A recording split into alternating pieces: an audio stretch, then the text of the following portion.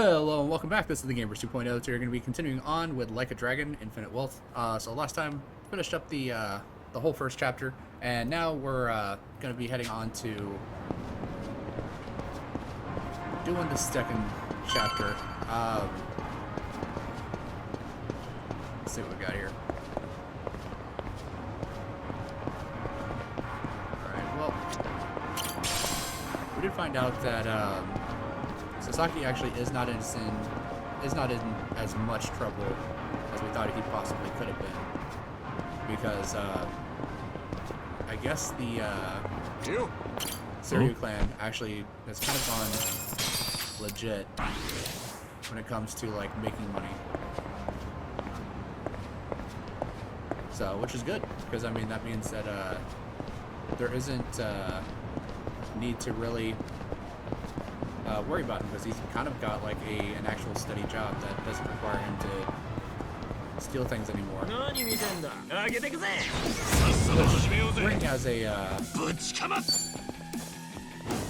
Working as a consultant for security actually is not a bad job. It's just kind of like the whole thing of like a white hat job, where yeah, you still hack into stuff, and you still break into systems and stuff, but you're doing it in order to help companies and businesses actually strengthen their security rather than doing it for malicious purposes, such as like stealing money or damaging a business or any of those other things. So, which seems like that's what Adachi was actually trying to do. Was he wasn't like having people do bad stuff for bad reasons. He was having them do bad stuff to show that there was there's kind of like a problem with their security. So just kind of giving them the opportunity to actually correct that and make it a little bit better.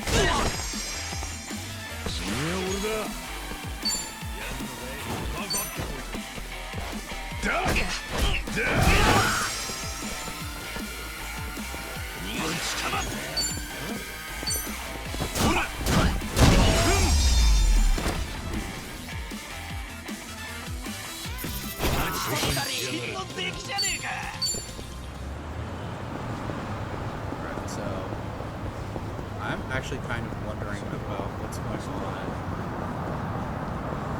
with Sachan. Just because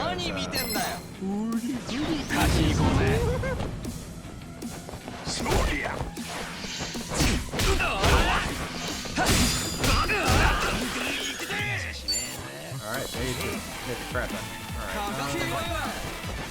go ahead and brand miner. See if I can actually get two guys.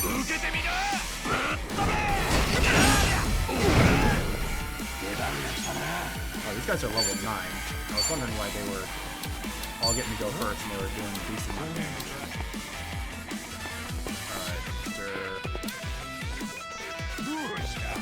Alright, I kind of want them to bunch up a little bit more so I can actually hit multiple buildings. I don't think I'm going to get that.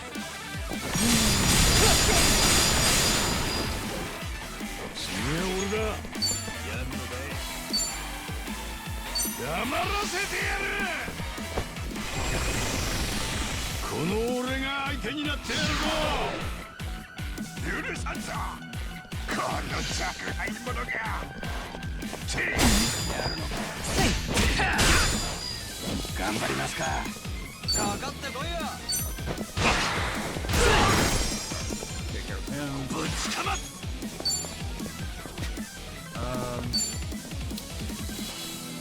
Critical hit rate, boost defense. I don't have any healing, so I might just actually want to item.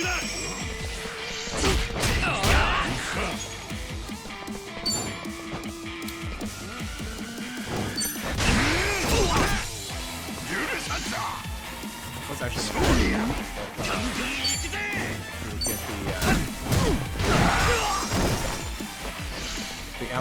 the ally back. So basically, you hit an enemy into an ally, it would do like bonus damage. So,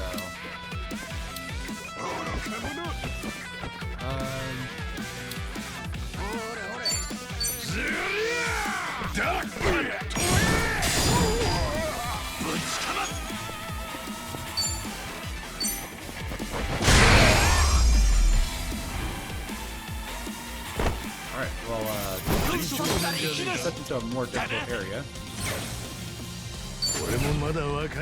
Because the guys I just saw are all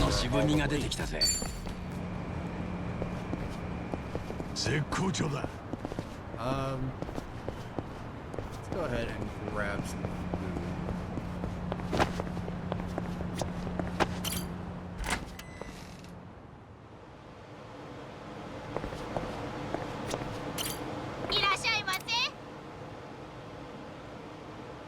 Alright.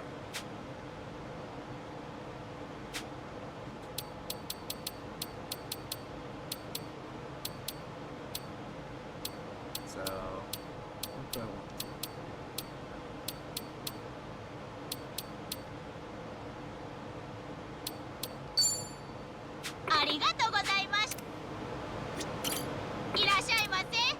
Um, 10 total dishes, dim sum course.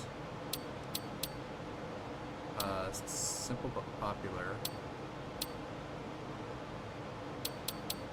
I mean, like, I have enough money because before what I was doing is I'll just go through here and select every single item on the menu, and even if it was gonna like overheal me, just because like it guarantees that you get all of the active bonuses from the combo effects.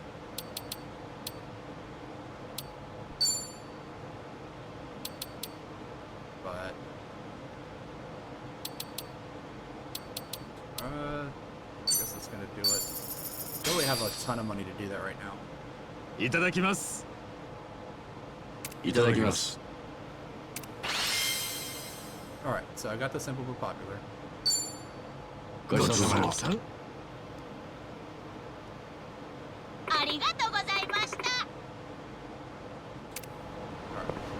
That one fight just kicked the crap out of us. Alright, come on, man.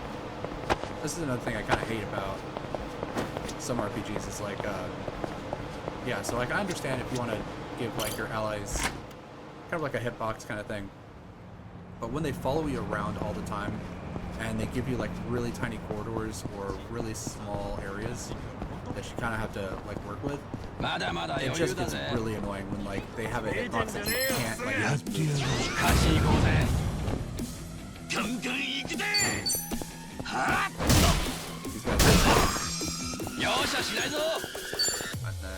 These guys and with some magic.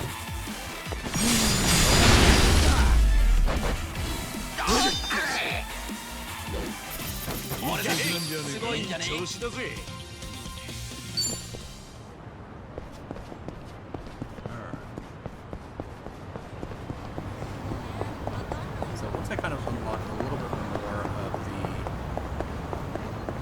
so I need to take a taxi. I was hoping that I could actually just like run there, but I guess not.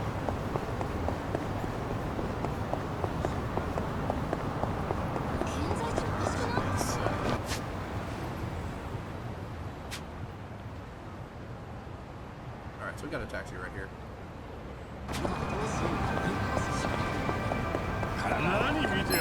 Might as well do a couple of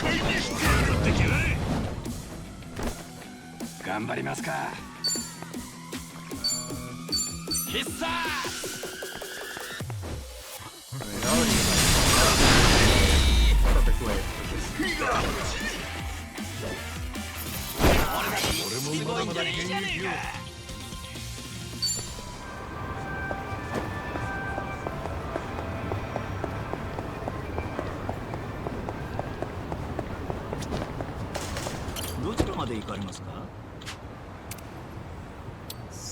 So, right here. それでは出発いたします。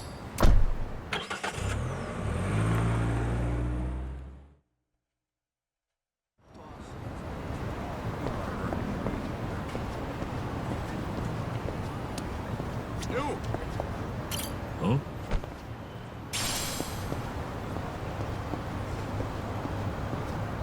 Probably got some new enemies around here. 何見てん Check だ out and see よ what we got.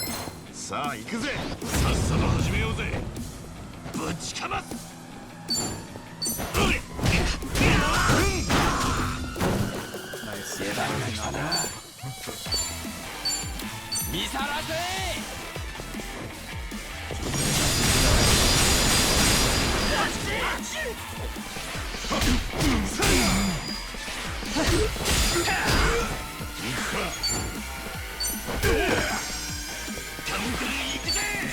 I gotta say, I really just love how it just kind of like sends it around. 頑張りますか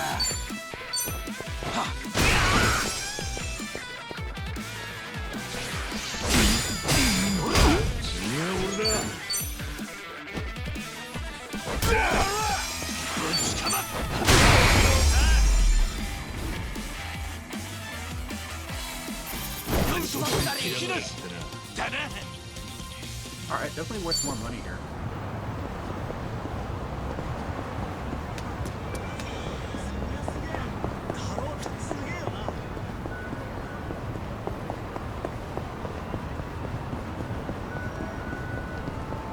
One of the reasons why I actually like a lot of the Yakuza games is just because a lot of the games actually like really feel ん like you're watching a ん like a movie.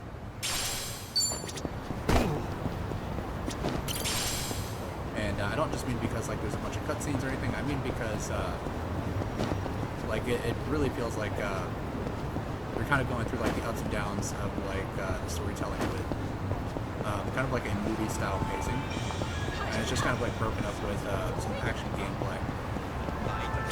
ん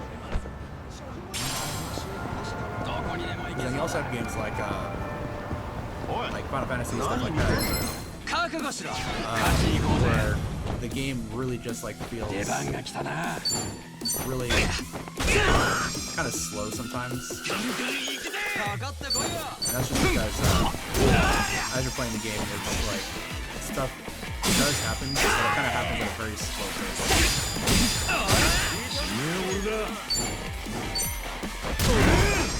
頑張りますかぶちかますほら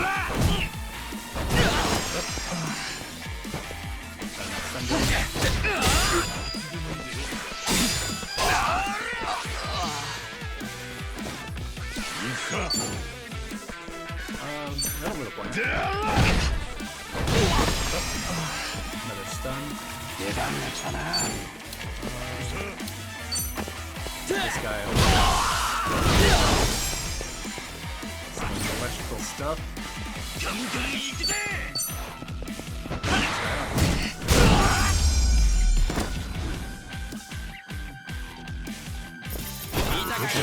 俺の活躍じゃねえか ん Definitely remember in the last game how there was this big like focus on like the characters ん like always having like some kind of tragedy whenever they would go to like a Chinese restaurant and get like a Peking duck. Because one guy like his father was killed. Another time there was like a big I think it was like a kidnapping or something. お前とこんな店で飯食う日が来るとはな。てっきり二人きりだと思ってましたけど、海老名が俺につけてる護衛だ。無所入る前は方々に敵作ってたからな。今も俺を恨んでる奴がうようよしてるんだとさ。言われた通りパスポート取ってきましたよ。ご苦労さん。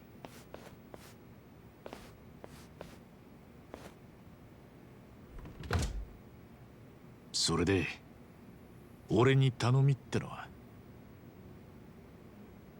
ハワイに行ってもらう。そこにお前と会いたがってる人がいるんだ。ハワイに？誰です？お前の母親だよ。はあ？荒川の親父がただ一人愛した女性、茜さんだ。え？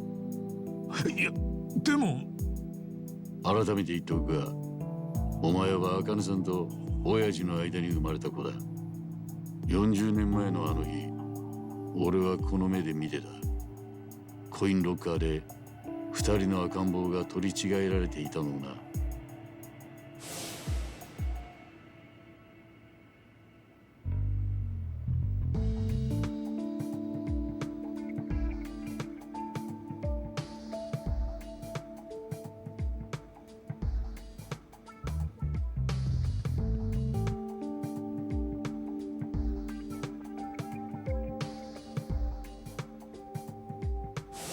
お前は本来親父の子荒川雅人として育てられるはずだった人間だ。それが俺の捨てた赤ん坊に取って代わられた。恨みに思うなら好きなだけ言え。お前にはその資格がある。俺には親父が2人います。ソープランド桃源郷の春日二郎と都政の親荒川真澄。俺にとってはただそれだけです。そうかもな。だが母親についてはどうだ。じゃあその茜さんって人がお前の母ちゃんだ。いやでも茜さんは殺されたって俺はおやつさんからそう聞いてます。昔おやつさんが入ってた確か氷川興産って組に追われて。ああ、荒川の親父はそう信じてた。だが真相は違う。ああ、そもそもの発端は氷川興産の組長が自分の娘を荒川の親父にあてがおうとしたことだ。そこまで親父を気に入ってた。組の跡目にするつもりだったのかもな。だがその頃もうとっくに茜さんとできてた親父は恐る恐る組長からの縁談を断った。ええ。するとメンツを潰された組長の怒りは親父の想像をはるかに超えていた。親父のこともお前を腹に抱えた茜さんのこともみんな殺そうとした。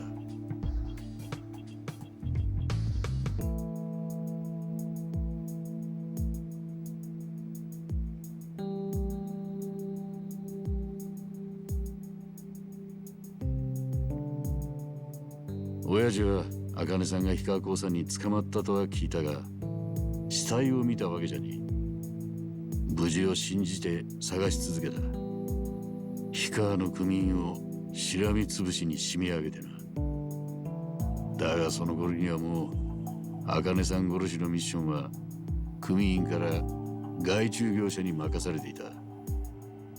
外注業者？プロの殺し屋ってやつだ。もちろん追跡も仕事に含まれる。氷川の組長が手配したんだ。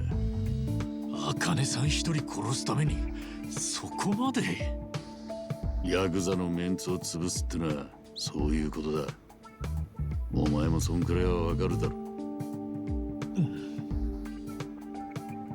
だが荒川の親父は彼女を救うためにとうとう氷川興産に乗り込んでった。たった一人でな。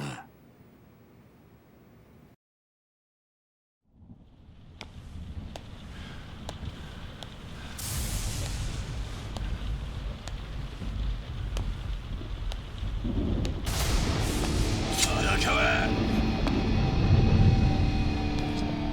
てめえこの裏切り者が死ね！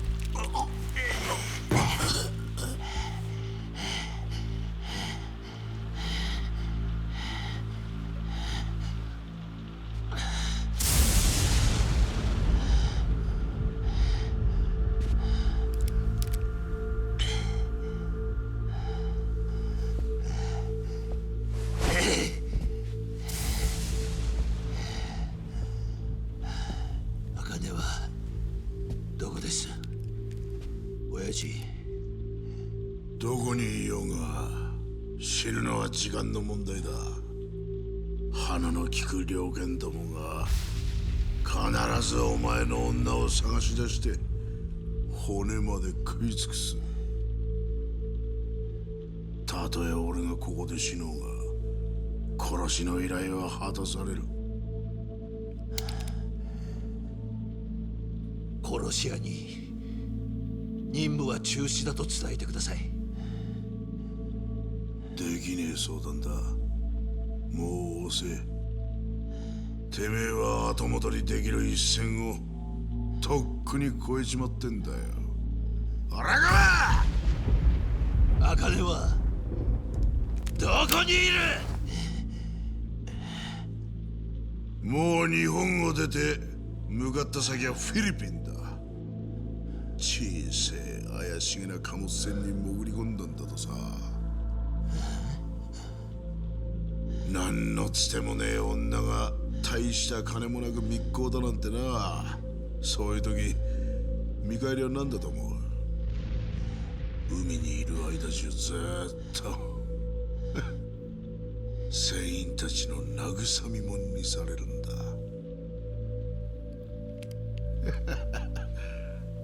代わりばんこにな。この野郎！殺し屋に電話しろ。任務は中止だと伝えろ。引か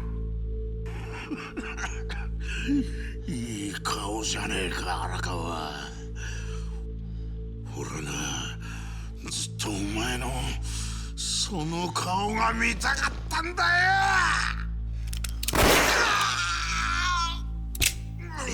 殺し屋に電話するんだ。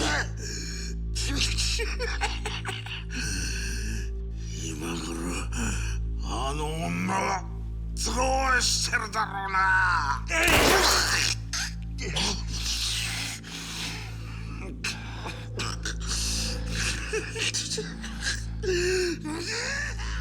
親父は氷川組長が死ぬまで拷問を続けたそうだ。だが最後の最後で組長は笑い続けてたとさ。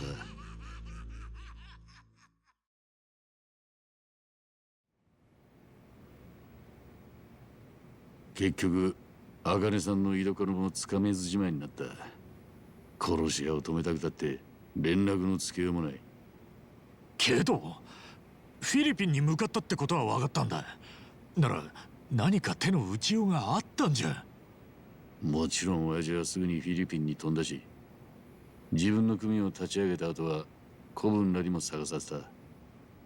だが手がかりはつかめず、そのまま何年も経っちまった。もし茜さんが無事生きてりゃ何か親父に連絡してきたろう。だとしたらつまりもう手遅れなんだろうと誰もが考えていた。口に出さねえまでもな。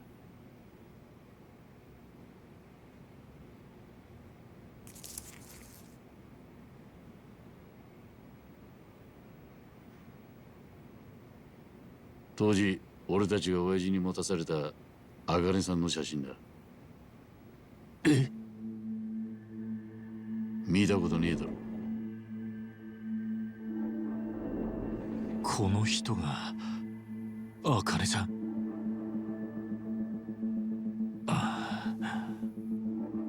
ハワイ生まれで日系の血も入ってるそうだ。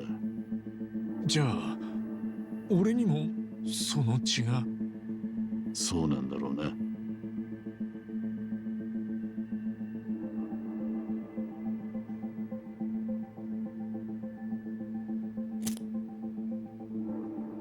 茜さんが消息を絶って10年も経ったある日、親父に知らせが入った。取引のあったフィリピンマフィアの幹部からだ。ハワイで茜さんらしき人を見たと。ってことはフィリピンからいつの間にか故郷に移ってた。ああ、もちろんそっちも前から組で調べちゃいたんだが、茜さんの生まれがハワイのどこそこってとこまでは親父も知らなかったんでな。網に引っかからなかったんだろそれで確かめに行ったんですね、茜さんのことを。知らせを受けた後すぐに現地へ飛んだ。ただし親父は行かずに俺一人で。なんで？親父が自分で行かなかったのは言葉を選ばずに、いやきっと怖かったんだろう。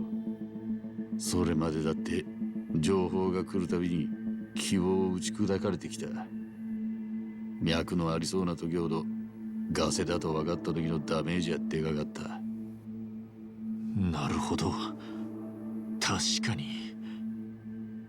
そして俺は茜さんを見つけた。正真正銘本人に間違いなかった。無事でいたってことですか？そうだな。平穏に暮らしてた。けどな、それは俺には実に都合の悪い状況だった。え？もし晴れて親父の元に戻れば、あかりさんは自分の子供を目にすることになる。コインロッカーの受け渡しに失敗して体に障害を抱えちまった赤ん坊の成長した姿だ。初めは再会できただけで十分だというかもしれない。それでもなんでそんなことになっちまったか原因を突き止めようとするだろう。いずれ親父と茜さんはお互いの記憶を細かく突き合わせていく。するとそれぞれ違うロッカーで赤ん坊を受け渡してたと気づく。二人はその時今まで自分たちのことを信じてきた荒川雅人、若をどう扱う？そりゃ実際どうなるかは誰にもわからない。ただ一つ言えるのは、茜さんが日本へ戻らなきゃ何もかも今まで通り。俺や若が破滅することはねえ。じゃあまさか頭は茜さんのことを。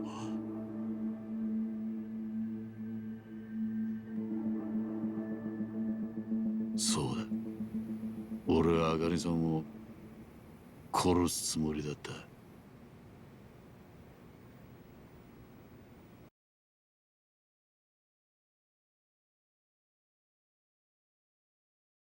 さすがに俺も震えたよ。親父の愛した人を始末するってんだからな。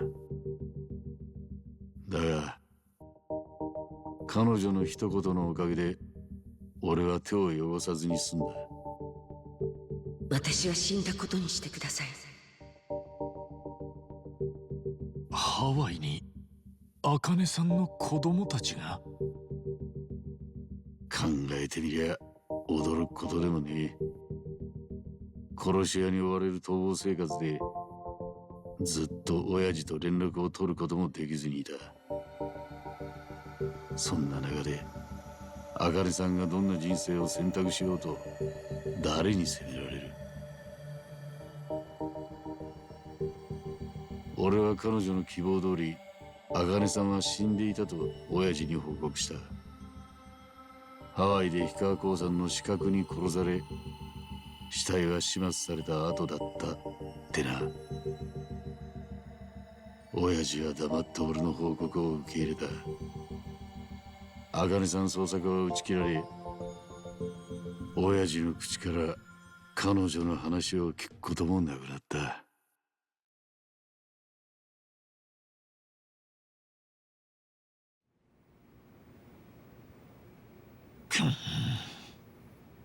その後も俺は細々とだが茜さんと連絡を取ってた。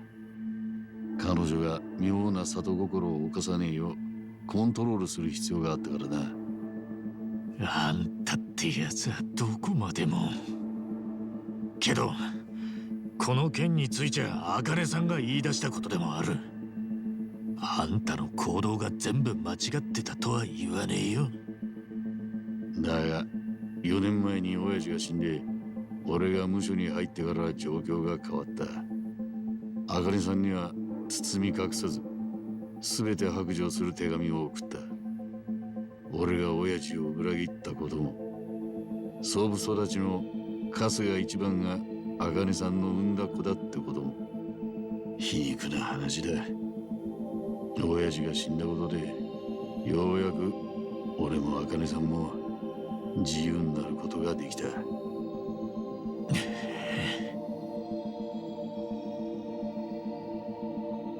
それでな、一茜さんが今になってお前に会いたいと言ってる。茜さんが俺に？茜さんのハワイの住所がこいつに書いてある。茜さんからの手紙ですか？封筒だけだ。手紙は俺と茜さんとのやりとりだからな。お前には見せらんねえよ。まあそうっすね。40過ぎて見たこともねえ母ちゃんに会えって言われてもピンとこねえだろう。でも茜さんももう年だ。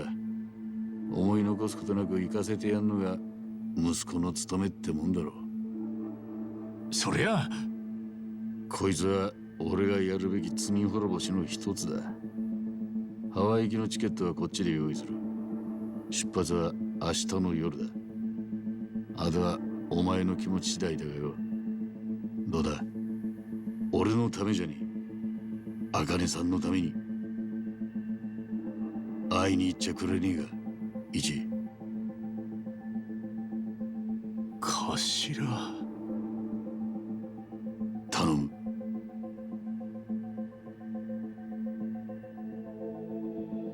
あんたが俺に頭下げる日が来るなんて思ってませんでしたよ。わかりました。会いに行きますよ、茜さんに。もし断ったらぶっ殺したとこだ。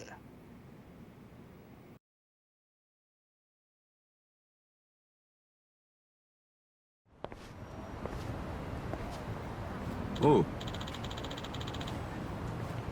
Says, hey, good to see you're still in one piece. Huh? Were you guys waiting for me? Number was worried about you, and I somehow missed my chance to skedaddle. Look who's talking. That's what I was about to say. So did you find out, what Sawashiro, special request was? Oh. Yeah, about that. Things got a little complicated. You don't say. Then, how about we head over, or how about we head out? No, head over to survive. I got it right the first time. Yeah, let's do that. Alright, so this is why I said that it kind of feels like a movie, because, it's always like this with the Yakuza games. Like, you can't trust that a character that you're told is dead is actually dead unless you like literally see them die, and even then sometimes they still come back anyway.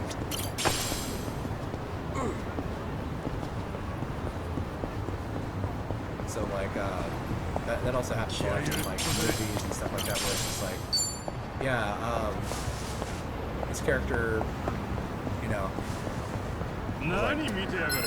this person was like super badly injured. There was no way that they could survive. And it's like, well, they actually did survive. And it's just like, what?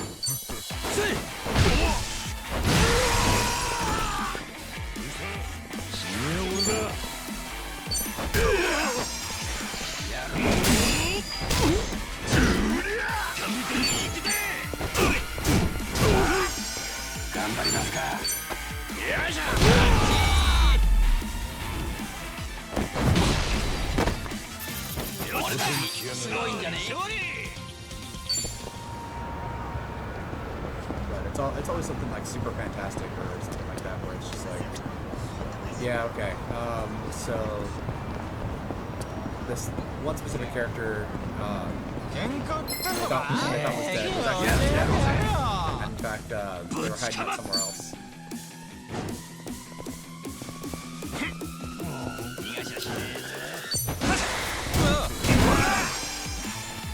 張りますか。必殺。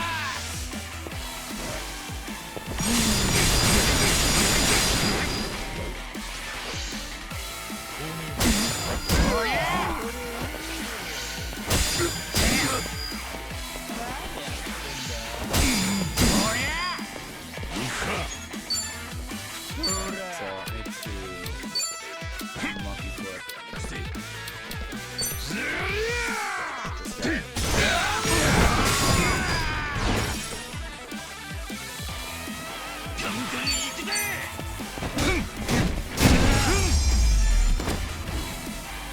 Alright.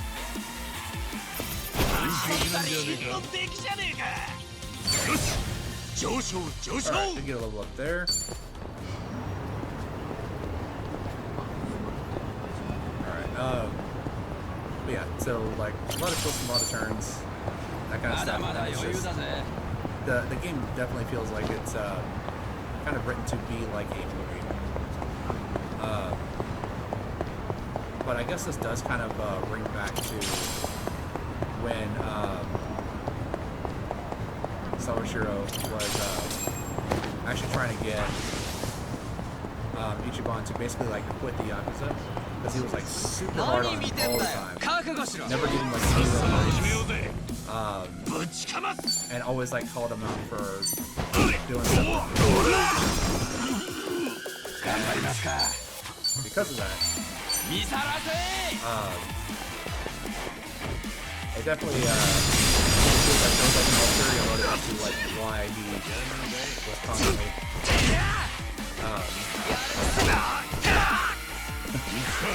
just the ragdoll of was hilarious. Yeah, so it definitely like had a feeling like he was constantly like trying to get something to happen where Ichiban would like lose interest in being a Yakuza. And I guess that was because he knew that if someone found out that Ichiban was actually the son of the leader of the family, that would completely change the dynamic between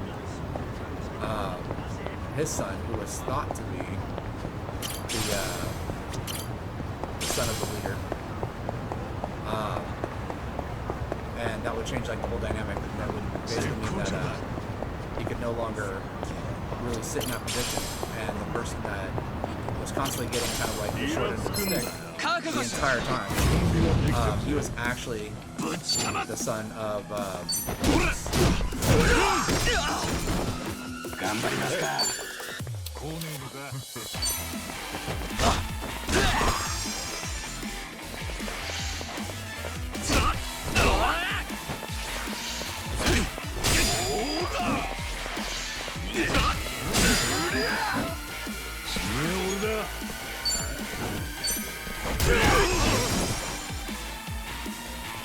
you guys down.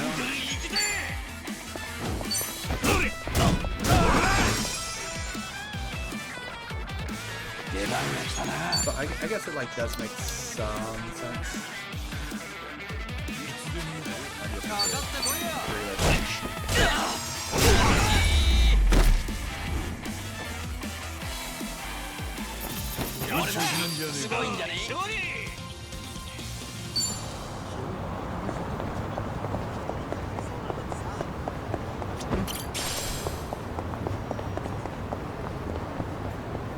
But I do kind of like how they're kind of going back to the first game. They're kind of closing up some loopholes because, or some plot holes, just because, as I kind of mentioned before, it was never really like well explained, like if Ichiban was supposed to be the son, because it just kind of like threw it up to like a possible mystery of like, was Ichiban the one? Because both him and the young master, who was basically like the primary villain of the first game, well, the first Like a Dragon game, the 7th Yakuza game.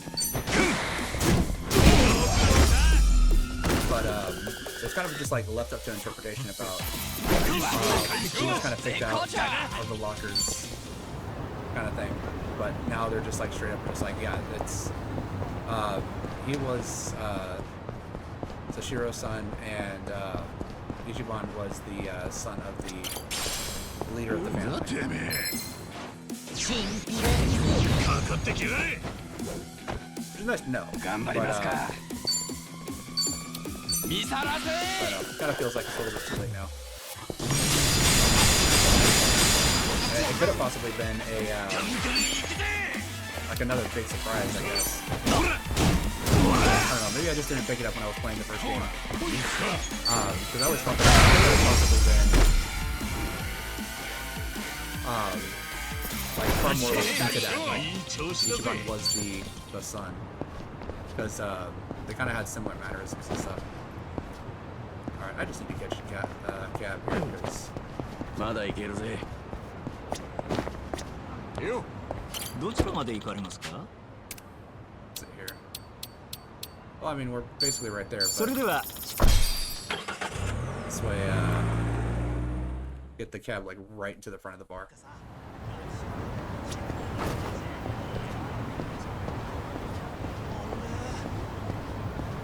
So I haven't heard from Sachan in a while. Because I remember that Ichi had like looked at his phone and he had a message that he sent to her, but it hadn't been read. そうか Alright, so Adachi says, I see. Arakawa never found out Akane-san is alive and well. Maybe not, but kind of sounds like it was meant to be.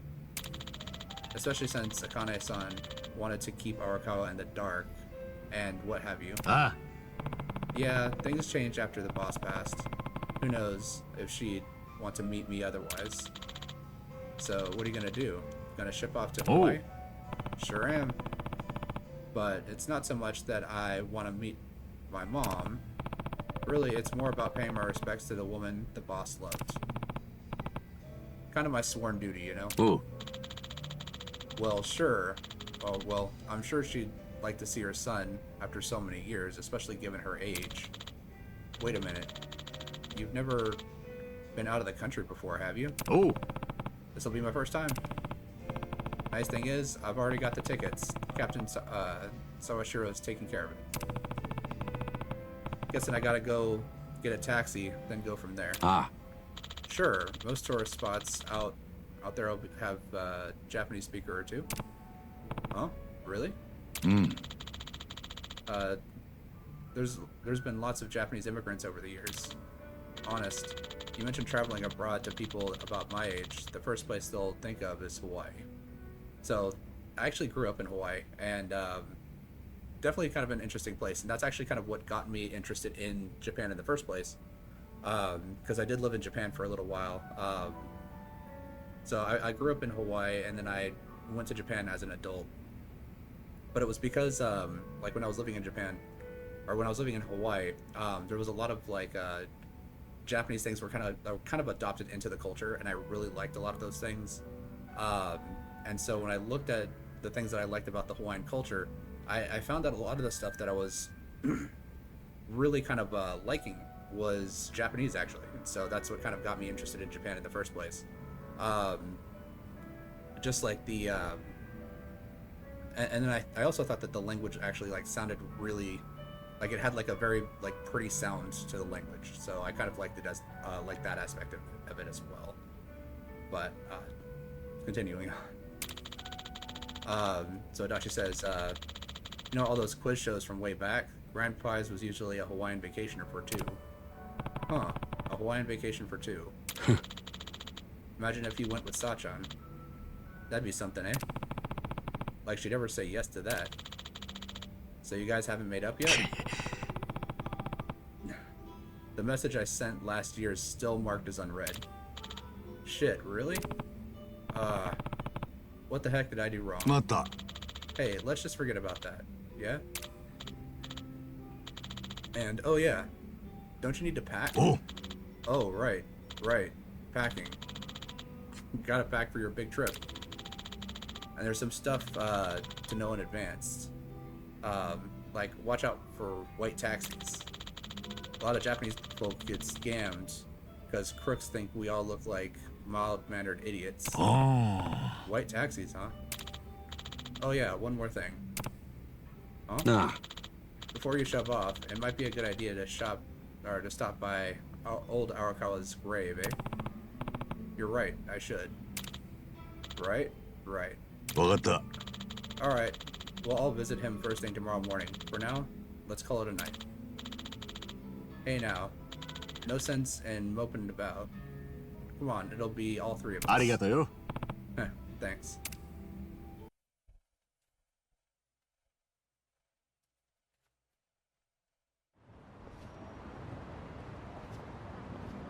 なあ、 Well, shall we?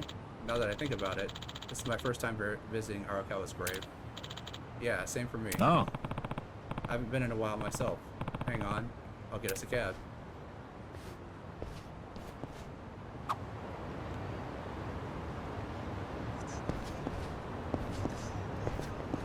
Best thing is, there's a cab right here.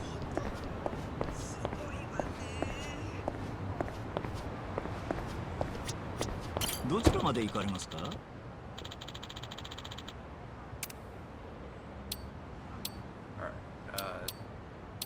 Alright, okay, so I guess Arakawa's grave isn't even on the map. So I'm just gonna go straight to それでは Arakawa's grave. 出発いたします。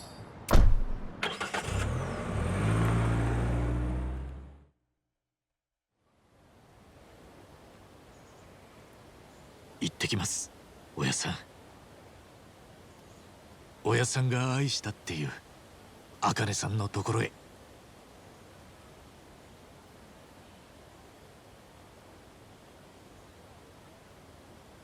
荒川は茜さんが生きてることもお前が実の息子だってことも知らずじまいだったんだよな。おやっさんとの血のつながりについちゃ本当のところはわからねえ。つかそこはどうだっていいんだ。おやっさんにとって俺は俺でしかねえし、俺にとってのおやっさんもそうだ。血のつながりがあってもなくても何も変わりやしねえ。だから DNA 鑑定しねえのか。俺だったら正直はっきりさせてえと思うけどな。俺の父親は2人。ここに眠ってるおやっさんと誰のことも知れない俺を育ててくれた春日二郎。それだけ分かってりゃ十分なんだ。そうか。お前そういうところは頑固だよな。なんだそりゃ。ああ、中におやっさんの位牌が入ってるんだ。おお、そんなもん作ってたのか。茜さんに渡してあげたくてね。もちろん受け取ってくれるならだけどよ。それでお前素直にハワイへ行く気になったのか。かもな。おやっさんも喜んでくれるんじゃねえかと思ってさ。ね、どうすかね、おやっさん。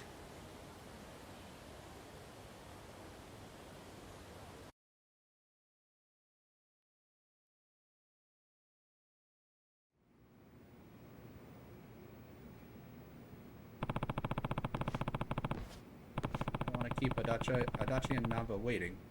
I should head out to the station and snag a taxi for the airport.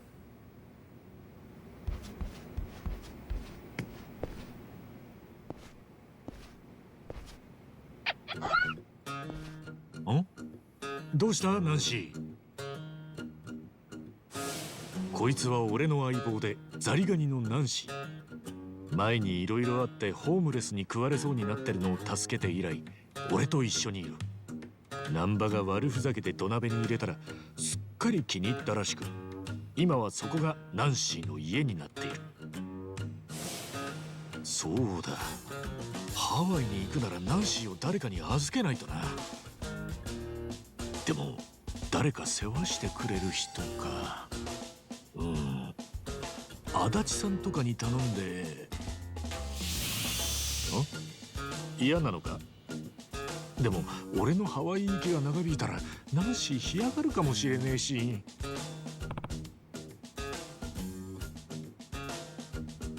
So we have wanna see Hawaii, huh? Or sorry you can't come. So the one thing I really remember from my living in Hawaii is that Hawaii is like super strict whenever it comes to bringing any type of like pets, animals, anything like that. If I remember correctly, they have to sit in quarantine for like 2 to 3 weeks or something, maybe like even a month or so, just to make sure like you're not bringing in like any type of like sickness or illness that's not that the island kind of can't handle, because the island's ecosystem is pretty fragile as it is. That kind of came back from when the people that came to Hawaii in order to take care of, I believe it was like a rat infestation, if I remember correctly. They brought mongoose to hunt down the rats and kill the rats and eat the rats. But mongoose are not nocturnal, whereas rats are more nocturnal. So when one was awake, the other one was not, and so they hardly ever actually came into contact with each other.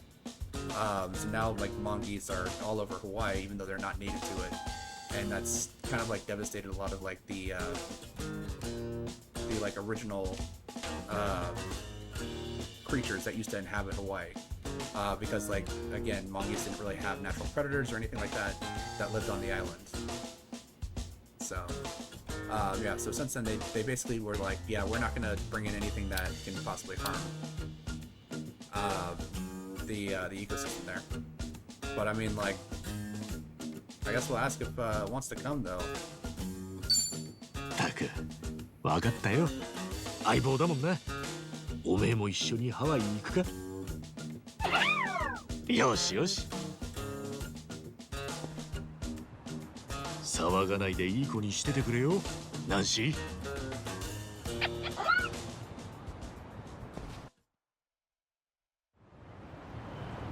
まだいけるぜ。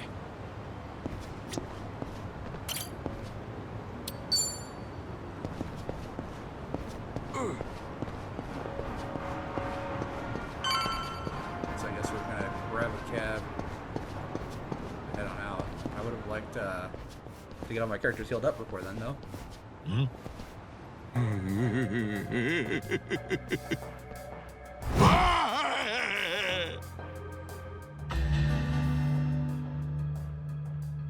Do? なんだこいつ。変質者だな。この町はこういうイカれたやつもたくさんいる。忘れたのか。いや、そうだったね。よっしゃ、やるぞ。おうよ。やってやろうぜ。きました。ガンガン行くぜ。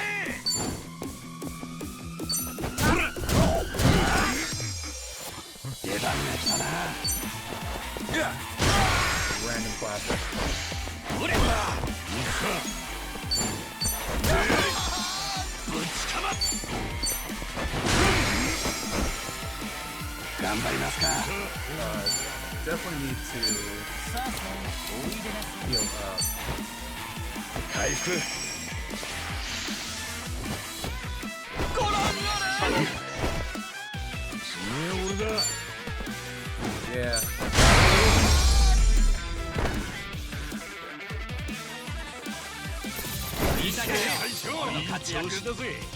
Not even worth the fight, honestly.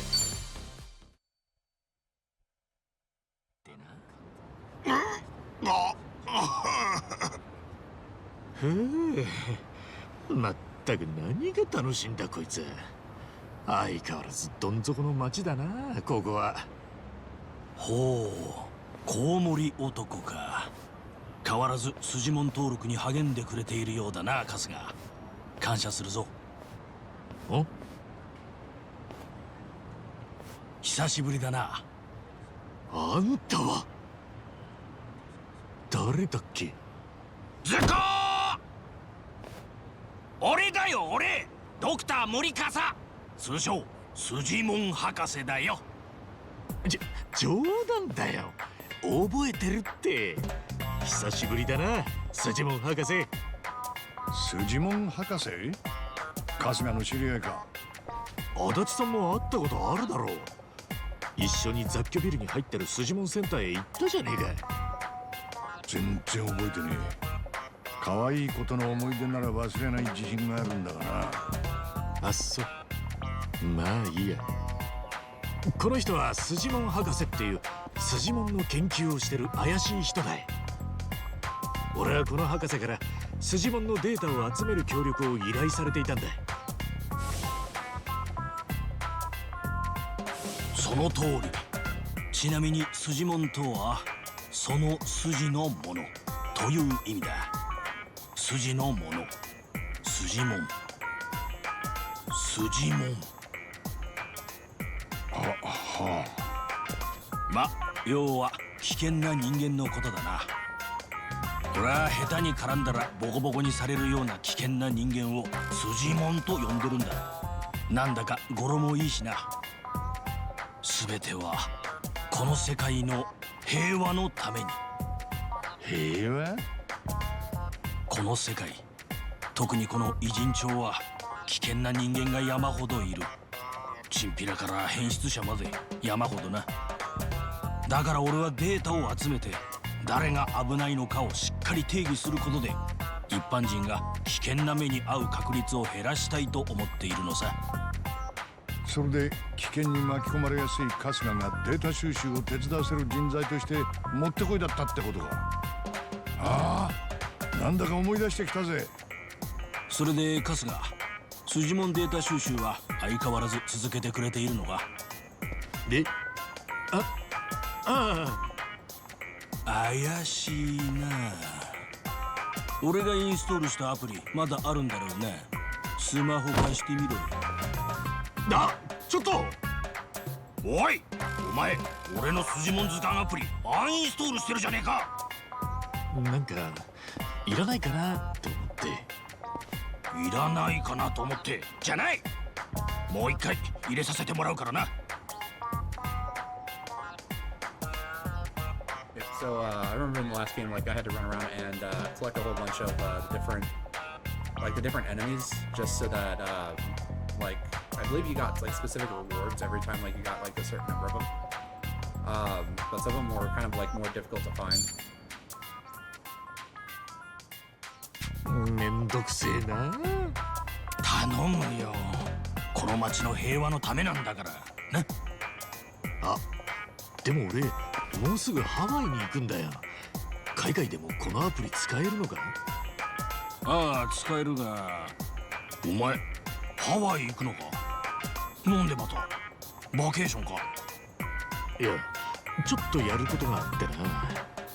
ハワイって言ったらスジモンのメッカと言われてる場所だぞ。え、そうなの？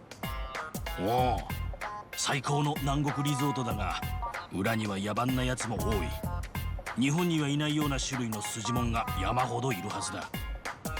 それにスジモンたちを使ったとある大会も開催されている。とある大会？まあそれはいつか時が来たら話すよ。とにかくハワイでもスジモンデータ収集をよろしく頼むぞ。目指すぞスジモンマスターアゲイン。わかったよ。それじゃあな、博士。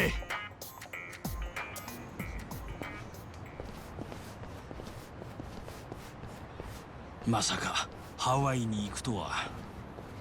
これはあの因縁を晴らす最後のチャンスかもしれん。Guess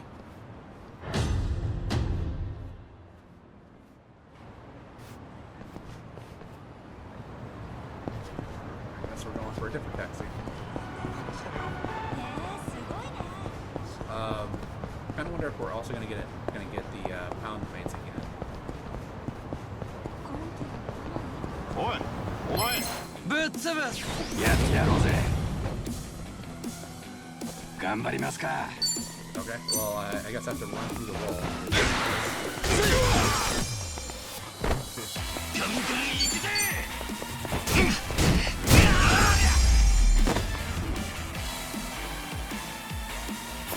みんなかよ。俺の活躍じゃねえか。一杯やりたい気分だぜ。人生これ成長ってな。絶好調だ。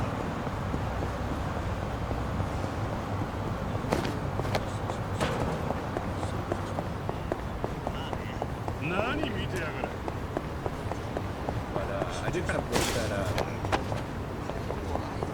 they would kind of like put a little bit more attention on the optional character that she could recruit.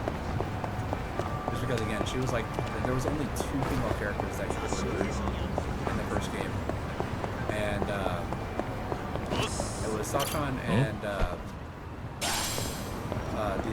the girl that was an optional character, but she actually like had a crush on Ichiban. And so I thought that's why I thought it was a little bit weird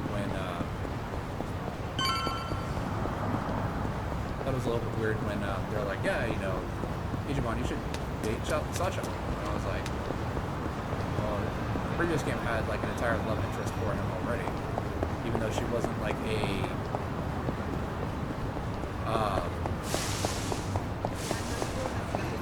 she wasn't like a required character for you to get in the game. That was kind of her whole shtick, was that she just had a crush on Ichiban. Alright, let'sこの手でひねり出してやろうぜ。出番が来たな。やるな。くそ、何も見えねえ。ぶちかます。 that guy. This guy was bench.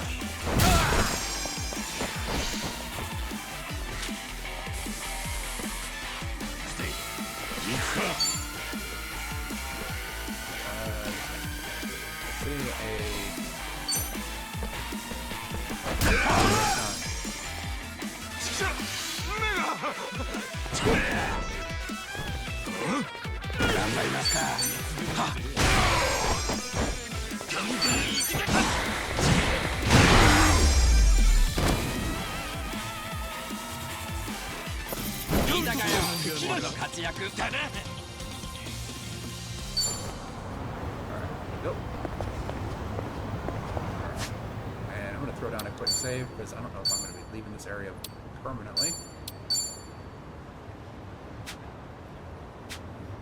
And actually, that'll do it for this episode. Thank you guys very much for watching. Please feel free to like and subscribe if you so choose.